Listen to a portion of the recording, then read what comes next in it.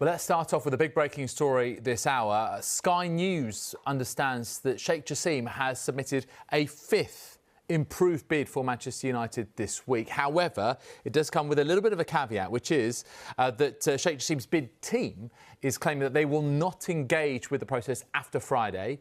And this latest offer follows what was called a final offer in late April. Obviously, it hasn't proved to be the case. So this is a fifth improved bid for Manchester United from Sheikh Jassim. And it remains to be for total control of the club. It's thought to include a significant further sum for investment on infrastructure, also on recruitment, and no preferred bidder has yet been chosen since the original deadline of April the 28th was set for those final bids. And of course, the other bid, the rival bid from Sir Jim Ratcliffe and Ineos, the petrochemical company, had been thought to be edging ahead in the process. Well, let's see if this latest high-stakes move from Sheikh Jassim is enough to persuade the Glazers to part company with the club. He wants to buy Manchester United, and his £5 billion bid for the club remains on the table.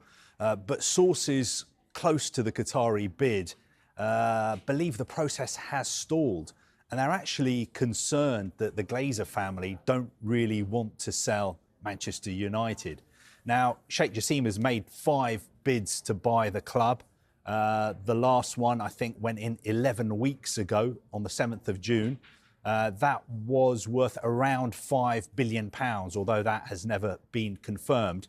And that was a debt-free offer, and he wanted to buy 100% of the club. And as well as buying the club, wiping out the debts, he also says that he wants to redevelop Old Trafford and the training ground and invest in the infrastructure.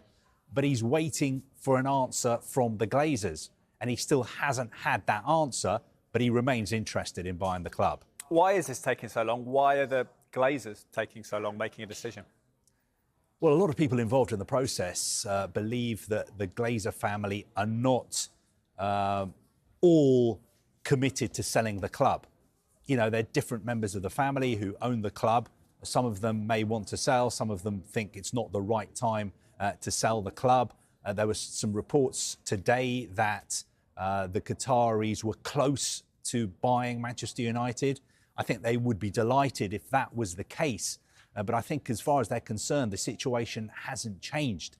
They are willing buyers, but they're not convinced that the Glazer family are willing sellers. And of course, to do a deal, you've got to have a buyer and a seller. And of course, Sheikh Jassim is not the only person who's trying to buy Manchester United. We know Sir Jim Ratcliffe has made multiple bids to buy the club as well, although I think he only wants to buy the 69% of the club that is owned by the Glazer family, and it's a phased takeover.